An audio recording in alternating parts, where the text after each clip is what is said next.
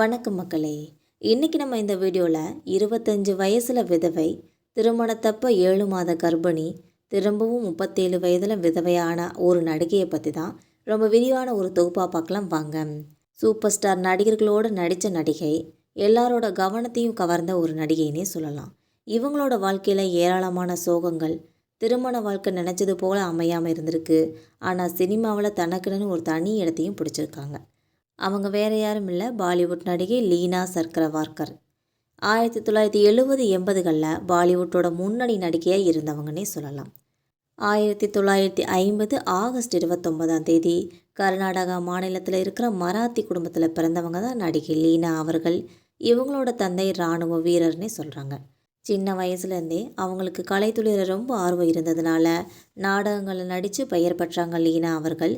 இதுக்கப்புறமா பாலிவுட்டோட முன்னணி நடிகராக இருந்த வினோத் கண்ணாவோட நடிப்பில் 1968 வெளியான மன்கா மீட்ன்ற படத்தின் மூலமாக தான் நம்ம வெள்ளித்திரையில் நடிகையாக அறிமுகமாக இருக்காங்க.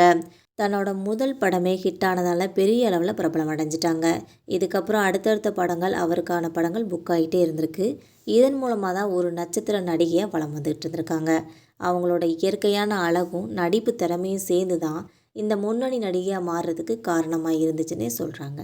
பாலிவுட்டோட சூப்பர் ஸ்டார் நடிகர்களான ராஜேஷ் கண்ணா, தர்மேந்திரா, வினோத் கண்ணா, திலீப் குமார்னு சொல்லி எல்லாரோடையுமே இணைஞ்சு நடிச்சிருக்காங்க நடிகை லீனா அவர்கள்.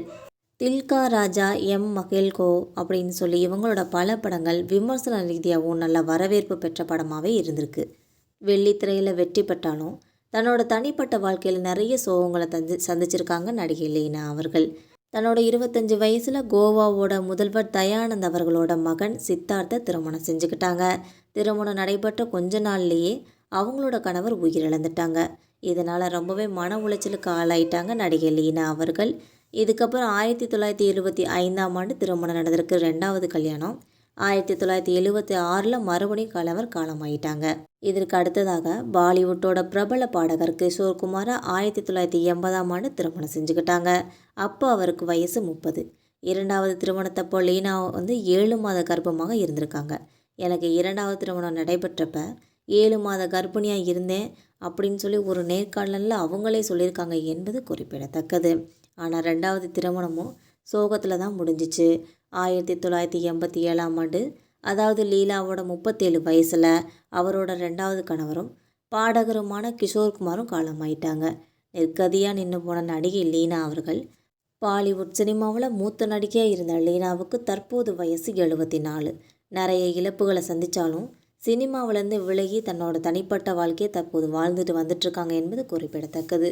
இந்த வீடியோ உங்களுக்கு பிடிச்சதா மறக்காமல் சப்ஸ்கிரைப் பண்ணி பெல் ஐகானை கிளிக் பண்ணி வச்சுக்கோங்க.